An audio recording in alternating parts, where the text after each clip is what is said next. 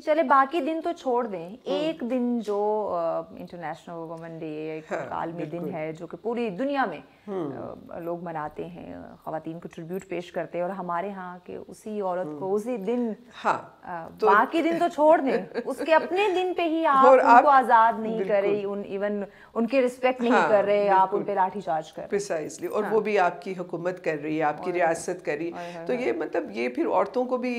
یہ میسج جاتا ہے نا کہ کیا پھر سبق ملے گا ہمارے ہاں, مطلب اس سے یہ کہ ایک تو جو خاص طور پہ پڑھی لکھی خواتین ہیں, جو سوچنے سمجھنے والی عورتیں ہیں, وہ سب ان کو یہ سمجھ آتی ہے کہ پاکستان کی ریاست اور اس کے انسٹیٹیوشنز جو ہیں وہ عورتوں کے ساتھ نہیں کھڑے ہیں. آپ دیکھیں کہ وائلنس میں بھی اگر آپ دیکھیں کہ جو بھی جنڈر بیس وائلنس ہوتے ہیں, جو کرائمز عورتوں کے خلاف کمٹ ہوتے ہیں, اگر آپ اس میں کنوکشن ریٹ دیکھیں کہ اس میں کتنے لوگوں کو سزائیں ہوتی ہیں, تو وہ اس وقت نہ ہونے کے برابر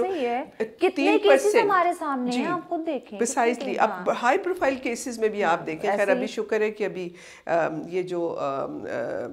اس کا نور مقدم کے کیس میں انہوں نے مینٹین رکھی ہے جو اس کی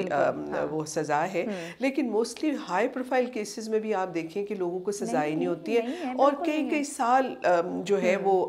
چلتے ہیں, پھر لوگ بھول بھال جاتے ہیں. ایسے بے شمار واقعات ہیں جو جب ہوئے تب میڈیا میں چند دن وہ سرخیوں میں رہے, ہیڈ لائنز میں رہے, اس کے بعد ختم. ہاں, مسئلہ یہی ہوتا ہے کہ جب کوئی فالو اپ نہیں ہوتا, پھر آپ کو پتہ ہے ہمارے سسٹمز میں کرپشن بھی بہت ہے, لوگ دے دلا کے کوئی جج کو خرید لے گا, کوئی لائرز کو خرید لے گا,